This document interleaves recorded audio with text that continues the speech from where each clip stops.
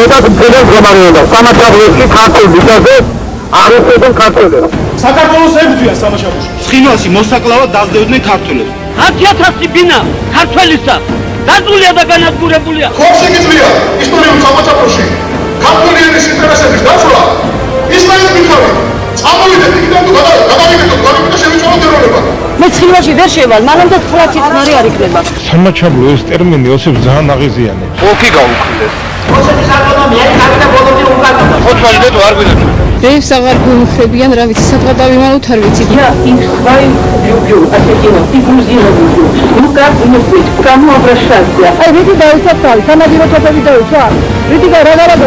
ეს უნდა შეიქმნეს მოხალისეთა შტაბი. მეწერებით ნებისმიერ სტრუქტურაში, ნებისმიერ გვარდიაში, ნებისმიერ მილიციაში. საკითხი არ გადაწყდება. უნდა მივმართოთ გაეროს, უნდა მივმართოთ სოფიოს თავრობებს მოთხოვნით, რომ ყურადღება მიაქციონ აგრესიას, რომელიც შეწინააღმდეგ მიმდინარეობს. თუმცა რეგიონში შენობა ჯარებმა არაფერი გააკეთეს იმის თუ შვიდობა ყოფილიყო პირიქით. ნაცვლად იმისა, რომ განაიარაღოს ექსტრემისტები, მათთან ერთად დაერია ქართულ სოფლებს, ალყა შემოარტყა მათ და ამზადეს მათ გენოციდს. Გარბაჩოვს უნდა მივმართოთ მოთხოვნით, რომ გაიყვანოს თავისი დამსჯელი ჯარები. Когда в 1783 году Грузия и Россия заключили Георгиевский трактат о дружбе, в состав какого государства входил Цхинвальский регион и как он назывался? Южной Осетии или внутренней Картали? Цхинвальский регион всегда назывался внутренней Картлией. Южная Осетия — это не географический термин. Это термин, изобретенный большевиками, которые аннексировали и оккупировали Грузию. Какие мы оккупанты? Тут даже простым глазом видно, что ничего оккупационного-то нет. ჩვენ დაგვაპირისპირდა ძალიან დიდი მანქანა საინფორმაციო საშუალებების და ჩვენ ინფორმაციული ომი როგორც თვლით წავაგეთ. Абат вიღაცას აწყვობს ეს. Вообще, если юридически рассуждать, то могут быть две пути. Путь мира и путь войны. Если пойти по пути войны, то это может войну продолжать и 5 лет, и 10, и 100 лет, и превратить ее вообще в войну. ან ისტორიკოსები, ან ისტორიოგრაფები არ იყურებიან ჩვენ წარსულიდან არაკეთებენ დასკვნებს, რელი იყვნენ ისინი ქართველი არიცათვის, რა არიან.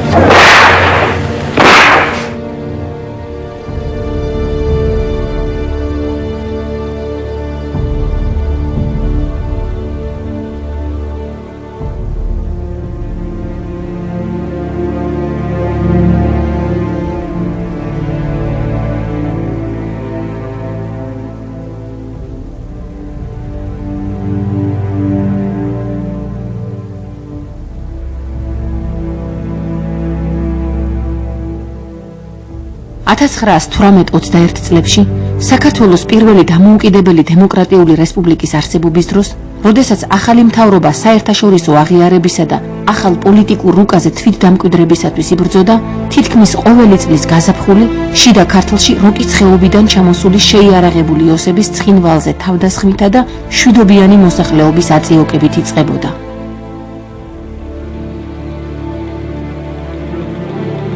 ამდენად ქართულმა პოლიტიკურმა ელიტამ საუღელტეხილო ხეობებში არსებული ოსური სოფლის მოსახლეობის აყრა და საქართველოს სხვადასხვა კუთხეში ჩასახლება გადაწყვიტა. რაც შეეხება ოსების ნამოსახლარს, ქართული სახელმწიფოს გაძლიერების მიზნით ეს ადგილები მთის ქართულ მოსახლეობას უნდა ჩაენაცვლებინა, რომ როკის ყელის კონტროლი მთლიანად ქართული სახელმწიფოს იდეის მხარდამჭერ ადამიანებს ჩაბარებოდა.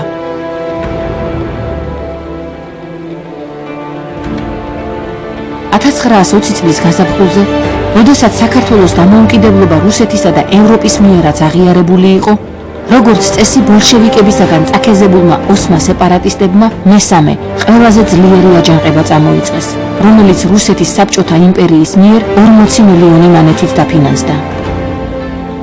1920 წელს საბჭოთა სახელმწიფო მიუხედავად იმისა, რომ უჭირდა ამ ქვეყანას 40 მილიონი მანეთი გამოყო ოქროს კურსით სამხრეთ ოსეთის რევკომის მიმართ. მოემზადებინა აჯანყება, შეექმნა შიდა ქართლში ოსური მოსახლეობისაგან შეიარაღებული რაზმები და ამას ყველაფერს ხელმძღვანელობდა რუსეთის კომუნისტური პარტიის ბოლშევიკების ამიერკავკასიის სამხარეო კომიტეტი. 20 წლის მაისში საბჭოთა რუსეთის მე-11 არმიამ თავდასხმა განახორციელა საქართველოს. აი ამ მომენტში 28 მაისს ლორდ კერზონი უგზავნის ნოტას ჩიშერის. იმ შემთხვევაში თუ კი საბჭოთა რუსეთი თავდასხმას განახორციელებს საქართველოსთან მიმართებაში, მოკავშირეები ვალდებულებას იღებს დახმარება აღმოუჩინოს საქართველოს. მაგრამ ერთი რამ არის, 2 მაისს მე-11 არმიამ თავდასხმა განახორციელა აზერბაიჯანიდან საქართველოსზე.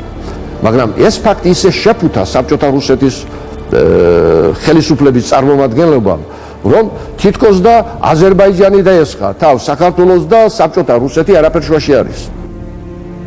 ეს ის პერიოდი იყო, როდესაც ლენინი პოლონელ თეთრგვარდიელებს ებრძოდა.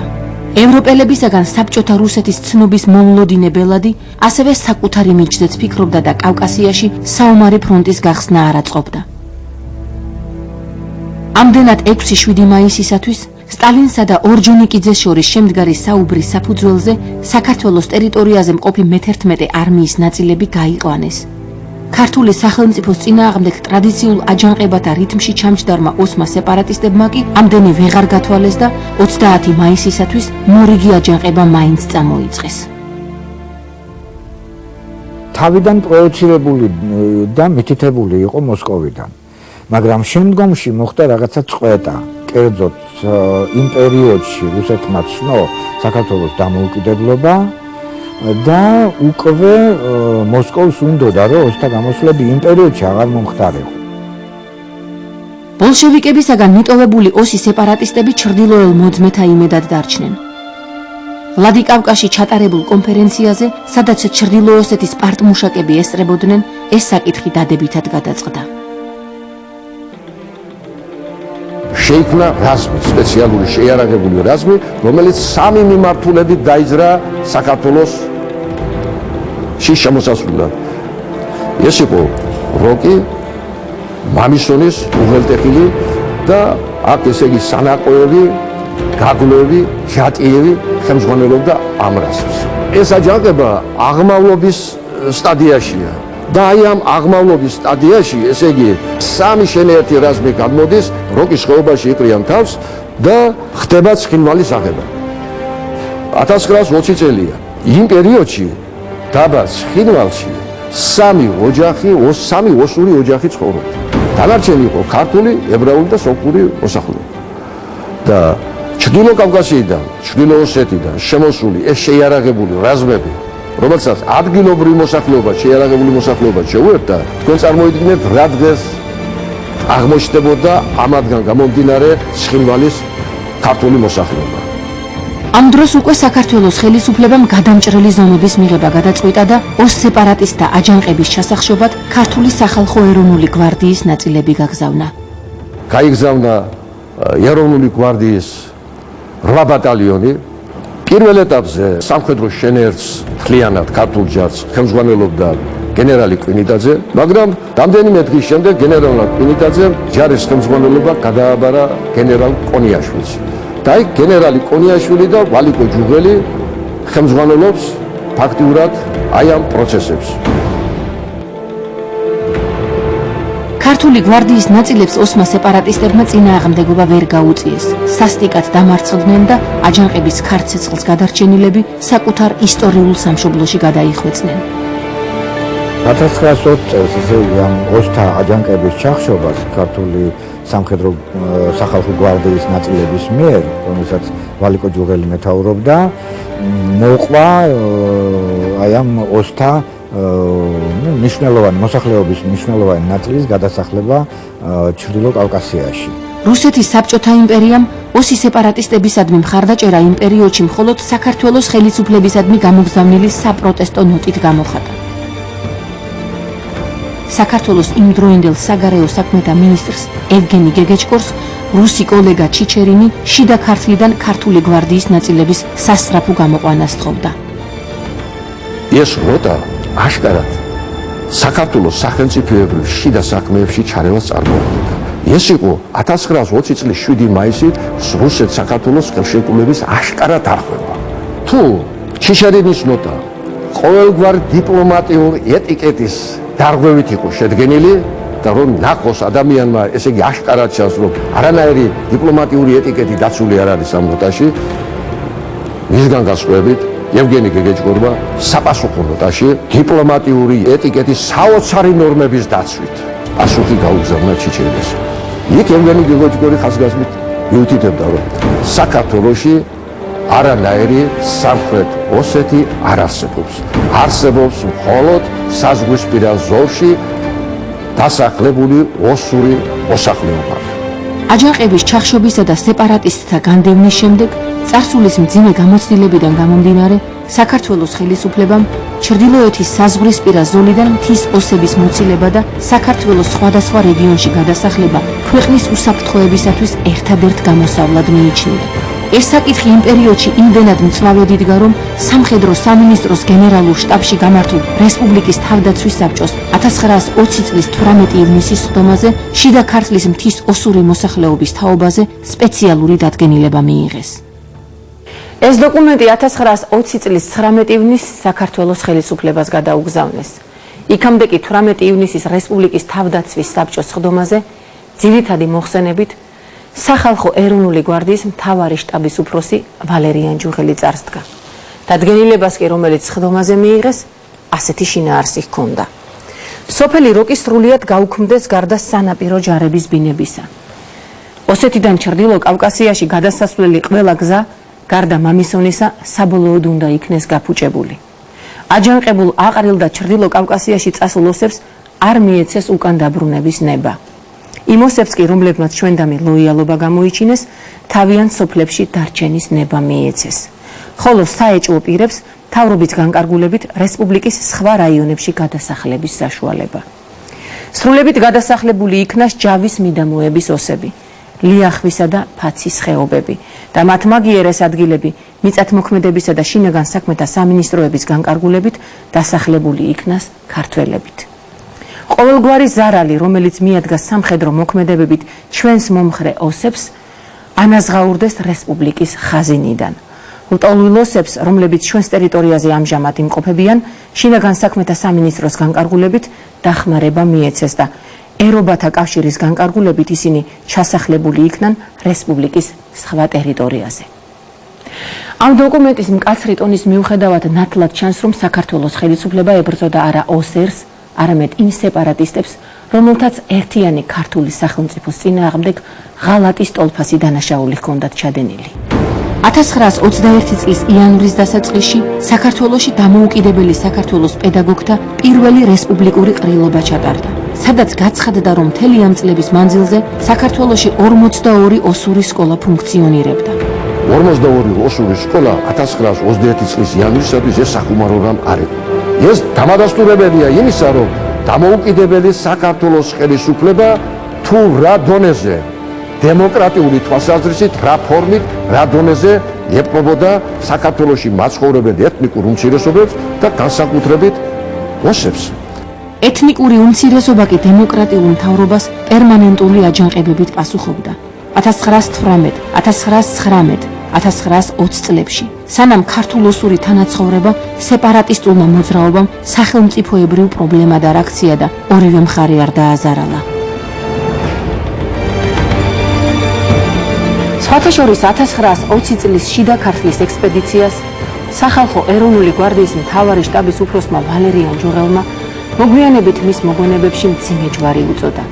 თუმცა 1919 წელს ჩრდილოეთ ოსეთში დატრიალებულ ალაგარის ქართველთა ტრაგედიას ძალიან დიდი ხნის განმავლობაში ოსტატურად მალავდა როგორც ოსური, ისე საბჭოთა ისტორიოგრაფია.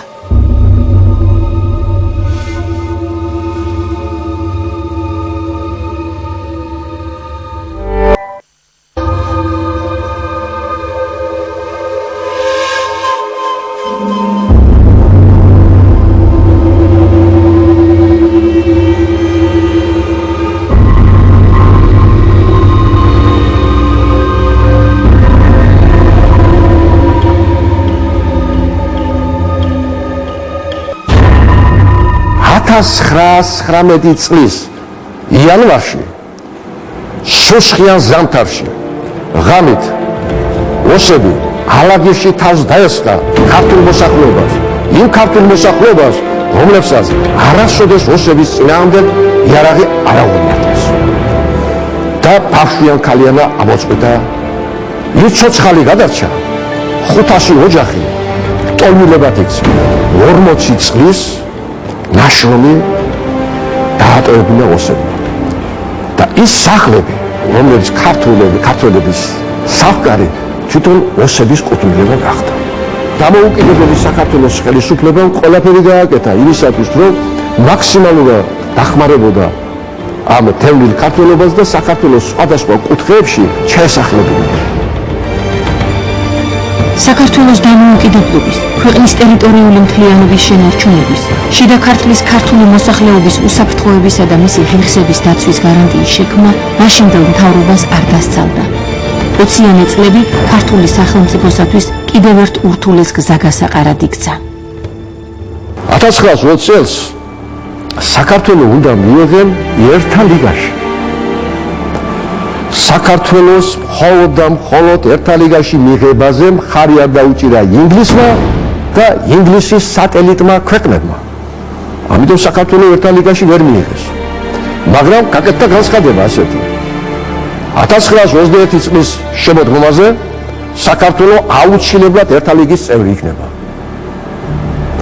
ამით დასავლეთ ევროპის ქვეყნებმა საბჭოთა რუსეთს მოქმედების საშუალება მისცეს. შემოდგომაზე ერთა ლიგის წევრი იქნება საქართველო და საბჭოთა რუსეთი საქართველოს ვეღარ დაესწრებოდა. ეს საკითხი საქართველოს ერთა ლიგაში არ მიღება 20 წლის 31 დეკემბერს გადაწყდა. 21 წლის იანვრიდან შემოდგომამდე იმოქმედეთ. შემდეგ ვეღარ დაესწრებით საქართველოს თავს.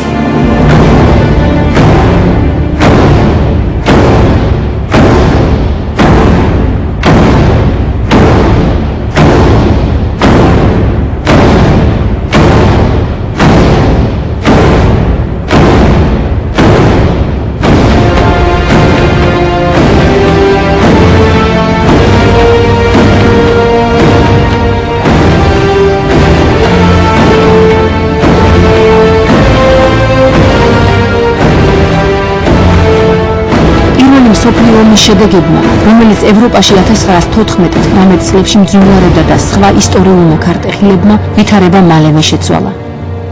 1920-21 წლებში რუსეთსა და დიდ ბრიტანეთს შორის ეგრეთ წოდებული ეკონომიკური ხელშეკრულების გაფორმებისათვის მზადება დაიწყო, რაც რამდენიმე თვეში წარმატებით დაგვირგვინდა და ევროპის მიერ საბჭოთა რუსეთის ცნობას მტკიცე საფუძველი შეუქმნა.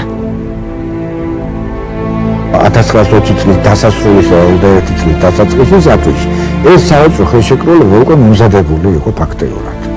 ანუ ესე იგი დიდმა ბრიტანეთმა ფაქტიურად საბჭოთა რუსეთის ცნობა განახორციელა ამ ხელშეკრულების ხელმოწერით. ამით ლენინმა, იგივე სტალინმა, იგივე ორჯონიკიძემ და საერთოდ ზოგადად საბჭოთა ხელისუფლებამ, რუსეთის საბჭოთა ხელისუფლებამ კარგად დაინახა, რომ ევროპა საქართველოს აღარ დაეხმარებოდა, განსაკუთრებით დიდი ბრიტანეთი და შეერთებული შტატები. იმიტომ რომ უკვე საერთო ხელშეკრულება მზადდებოდა და ახლა ისინი მიხვდნენ, რომ ევროპა დამხმარე აღარ იყო საქართველოსი, ამან გამოიწვია მათი გააქტიურება. საქართველოს მართლაც აღარავინ დაეხმარა. 1921 წლის იანვრისათვის საბჭოთა რუსეთის ბოლშევიკური პარტიის ცენტრალურმა კომიტეტმა საქართველოს ოკუპაციის შესახებ დადგენილება მიიღო, რასაც ქვეყანაში მე-11 არმიის შემოსვლა და 3 ფრონტის გახსნა მოჰყვა. ერთ-ერთი სამხრეთი საზღვარი იყო, სადაც ოსმალები საქართველოს კუთვნილ ტერიტორიას ედავებოდნენ.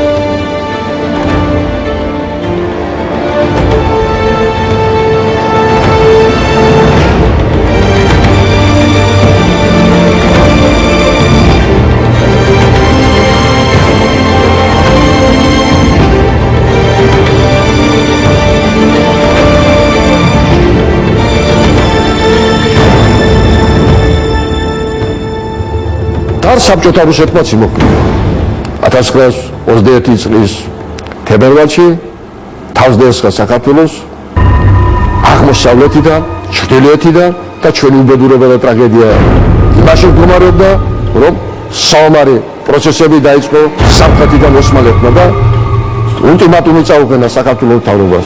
თუ საქართველოს მთავრობა ჯარს არ გაიყვანს სადავო ტერიტორიებიდან, ოსმალეთი ომს დაიწყებს საქართველოს შეტევას. მხედველობაში მაქვს ის ქართული ტერიტორიები, რომელიც საქართველოს ისტორიულ კულტურას წარმოადგენს.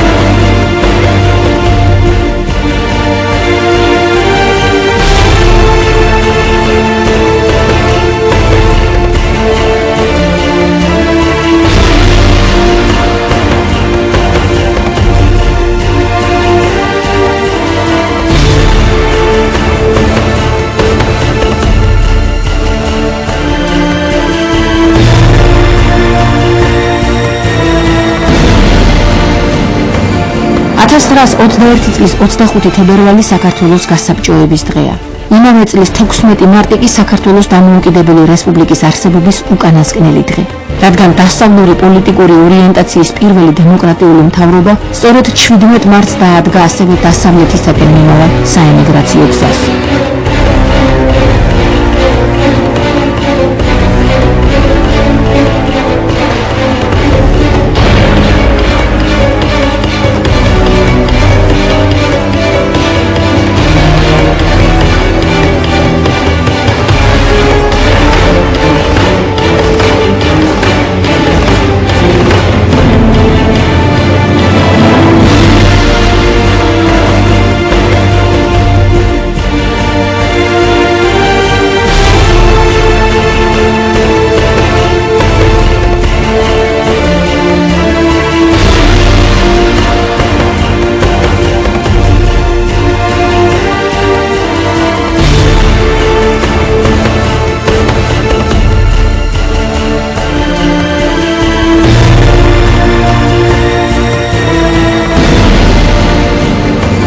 ვითარებაში ჩავარდნილმა საქართველოს მთავრობის თავმჯდომარემ ნოე ჟორდანიამ 1920 წლის 20 მარტს ინგლისის, საფრანგეთის, ამერიკის შეერთებული შტატებისა და იტალიის წარმომადგენლებს თბილისში ასეთი განცხადებით მიმართა. ჩვენ მივიღეთ ფაქტიური აღიარება, რისთვისაც ძალიან მადლობელი ვართ. მაგრამ მხოლოდ შიშველმა აღიარებამ ვერ მოგცა ვერავითარი უპირატესობა ჩვენი თავისუფლებისა და სახელმწიფოებრივი არსებობის ბოლომდე შენარჩუნების საქმეში. ჩვენ ისევ მარტონი დავშით იმის გამო, რომ თქვენი მთავრობები არასაკმარისად არიან ჩახებულნი. ან კიდევ ბოლშევიკური რუსეთის მიერ ჩვენი რესპუბლიკის დანგრევა აღმოსავლეთში თქვენი ინტერესების ხელყოფა და არ ითვლება. ასეთ ვითარებაში ჩვენი ხალხის უმაღლესი ინტერესები საქართველოს მთავრობას კარნახობს და უყოვნებლივ ეძებოს ხსნის გზები უკვე თქვენს გარეშე, თქვენი ინტერესების გაუთვალისწინებლად.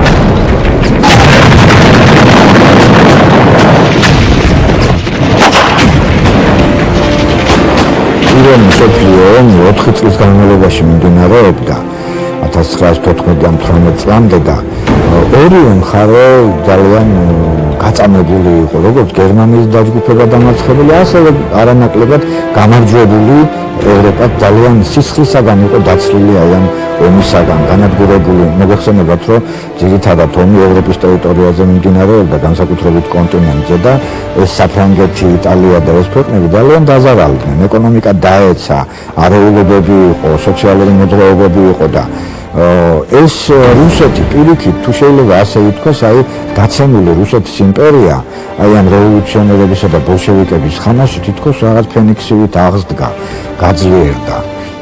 უზარმაზარი არმიები და ცოცხალი ძალა ყავდა ჯარისკაცებად გაწეული და ევროპა უკვე აღარ იყო მზად იმისათვის, რომ საბჭოთა რუსეთისათვის ამიერკავკასიაში წინააღმდეგობა გაეწია. მას არ ქონდა აღარც მორალური და აღარც ეკონომიკური და აღარც სამხედრო რესურსი, რომ ამხელა უზარმაზარ სახელმწიფოს დაპირისპირებოდა ამიერკავკასიაში. ჩვენ ახლა ტყუილად გავირჯებით, თუ მაშინდელ ევროპას რაღაც დანაშაულში დავდებთ ბრალს, რომ აი მან არ გვიშველა, მას შეეძლო მოხმარება და არ მოგვეხმარა, არავითარ შემთხვევაში ამის ქნა არ შეიძლება. უბრალოდ ესე იგი მაშინდელმა ევროპამ იგივე შეერთებულმა შტატებმა, ესე იგი ზოგადად დასავლეთში ვაქცევ ინგლისსაც, საფრანგეთსაც, იტალიასაც და შეერთებულ შტატებსაც უბრალოდ რესურსი აღარ ეყოთ საბჭოთა რუსეთთან საბრძოლველად და ამან გამოიწვია ის, რომ საქართველოს სამწუხაროდ ისევე როგორც სომხეთისა და აზერბაიჯანის დამოუკიდებელი რესპუბლიკები მარტო აღმოჩნდნენ საბჭოთა რუსეთის ვერტელა არმიების წინააღმდეგ და რა თქმა უნდა ჩვენ ვერც მთავრობას დავდებთ ბრალს, შეიძლება მან ბევრი შეცდომები დაუშვა ბევრ კარგ საქმესთან ერთად, მაგრამ რაც არ უნდა მომზადებული ყოფილიყო საქართველო, იგივე სომხეთიც, აზერბაიჯანიც, საბჭოთა რუსეთის არმიებს ისინი წინააღმდეგობას ვერ გაუწევდნენ. და ეს უბრალოდ გულდასაწყვეტი ისტორიული ეპიზოდი იყო, მაგრამ ჩვენ არავითარ შემთხვევაში არ უნდა დაგვაიწყდეს, რომ ევროპის მხარდაჭერამ ჩვენ დიდი იურიდიული დოკუმენტი და დიდი იურიდიული ძალა დაგვიტოვა, იმიტომ რომ ჯერ 1920 წელს და მე 1921 წელს ევროპის წამყვანმა სახელმწიფოებმა დაახლოებით 15-18 სახელმწიფომ წამყვანი ინგლისის და ბრიტანეთის და იტალიის სახით მხარი დაუჭირა ჩვენ დამოუკიდებლობას, ჯერ დე-ფაქტო დამოუკიდებლობაცნო, მერე დე-იურე დამოუკიდებლობაცნო, იაპონიამაც სხვათა შორის. და შემდგომში ჩვენ მოძრაობას და ჩვენ დღევანდელობას ეს ძალიან გამოადგა, იმიტომ რომ ჩვენ დამოუკიდებლობის აღდგენა მოხდა სწორედ აი 1918 წლის დამოუკიდებლობის აქტის საფუძველზე. გამსახურდიას დროს საქართველოს დამოუკიდებლობა არ გამოცხადებულა, დამოუკიდებლობის აღდგენა გამოცხადდა.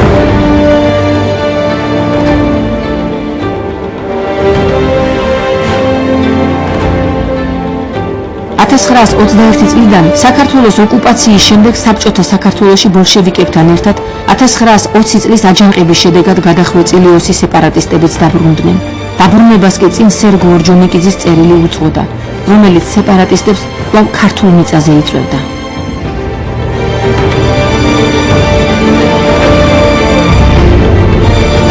ორჯონიკიძე ჩრდილო ოსეთის წარმოადგენლებას უგზავნის დეპეშას, რომ საქართველოს ხელისუფლებამ 1 მილიარდი მანეთი გამოყო ტოლვილი ოსების დასახმარებლად და თქვენ შეგიძლიათ დააბრუნოთ ეს ხალხი საქართველოში. საარქივო მასალების შესწავლის საფუძველზე გაირკვა, რომ ეს 1 მილიარდი მანეთი უბრალოდ ქახალზე დაწერილი და რეალურად მაშინდელ საქართველოს ხელისუფლებას არანაირი მილიარდები არ გამოუყია. ამის დამადასტურებელია ის ფაქტი, რომ 1921 წლის ოქტომბერში სამხრეთ ოსეთის რევკომი წინადადების წერილობით მიმართავს საქართველოს ხელისუფლებას, რომ ის შეპირებული თანხა, რომელიც ოსების დასახმარებლად არის გათვალისწინებული, გამოგვიყავი. საქართველოს ხელისუფლება 200 მილიონს მანეთს გამოყოფს იმ 1 მილიარდიდან. თქვენ წარმოიდგინეთ, 1921 წლის მარტიდან ის 20,000 ოსი უკან დაბრუნდა, მას კიდევ მოყვა სხვებიც.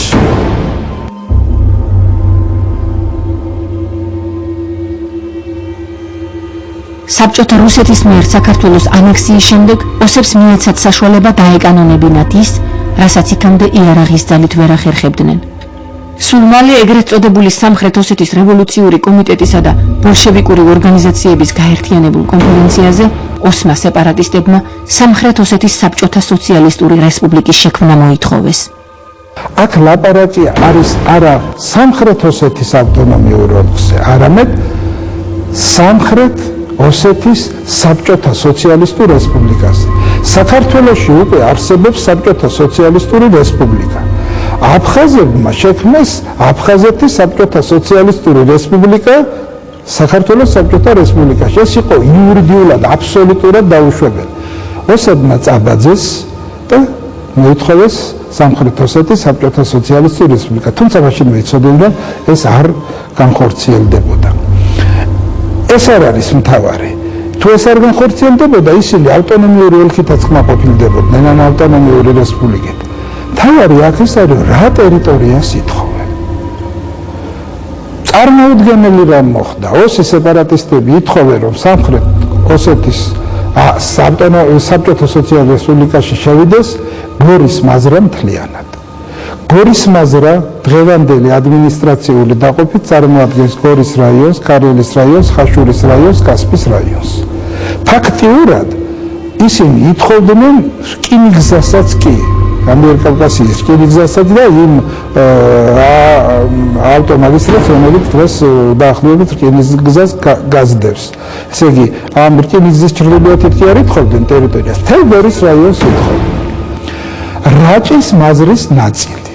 რაჭის მაზრაში მაშინ შედიოდა ის ნაწილი, რასაც ოსის სეპარატისტები ითხოვდნენ, იყო დღევანდელი ომის რაიონი. დუშეთის მაზრის ნაწილი. ის სოფლები, რომლებიც ესაზღვრებოდა სამაჩაბლოს კობის ჩათვლით. კობიც უნდა შესულიყო, აი სადაც ახლა გამშვები პუნქტია, ესეც უნდა შესულიყო სამხრეთ ოსეთის რესპუბლიკაში.